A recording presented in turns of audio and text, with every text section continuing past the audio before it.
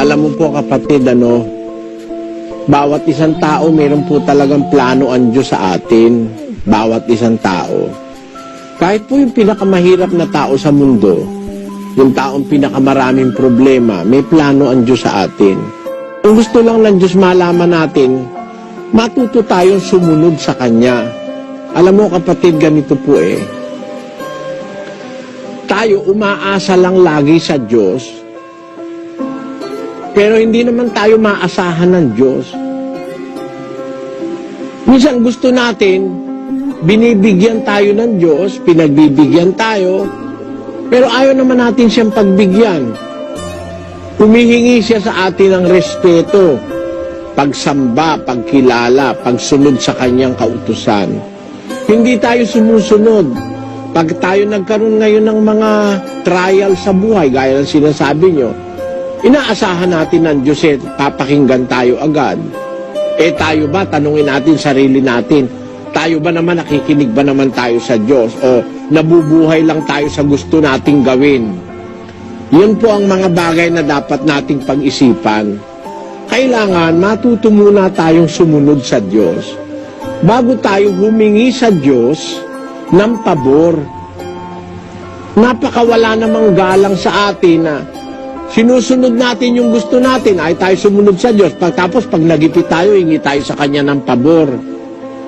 Tayo po lumalapit tayo sa kaibigan pagka tayo nagigipit. Pero kaya natin nilalapitan dahil kaibigan natin. Isang panahon, kaibigan natin o isang panahon nabigyan din natin ng pabor.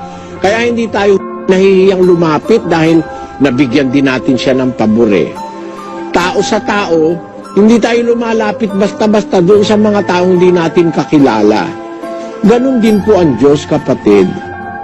Dapat, tanungin natin ang ating sarili, tayo ba sumusunod sa Diyos?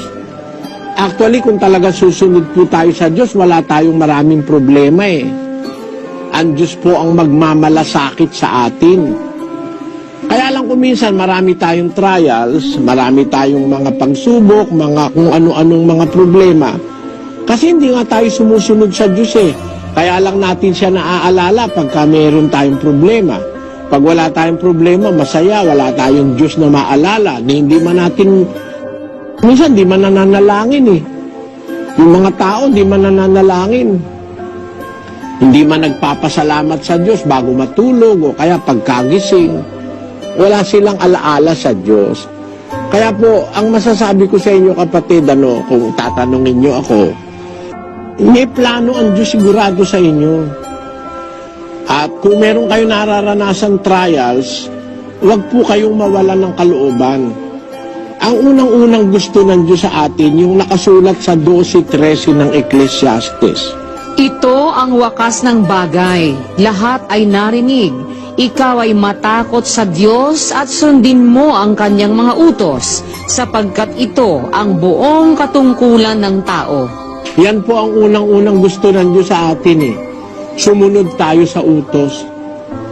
Sapagkat ito ang buong katungkulan ng tao, matakot ka sa Diyos, sundin mo ang kanyang utos, sapagkat ito ang buong katungkulan ng tao.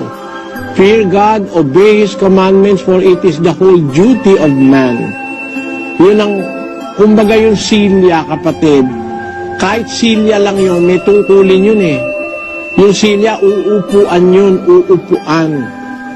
Yung silya nga, gumagawa ng tungkulin Kahit nga, naghugas ka, marumi ka, pwede mo siyang upuan Gumagawa siya ng tungkulin.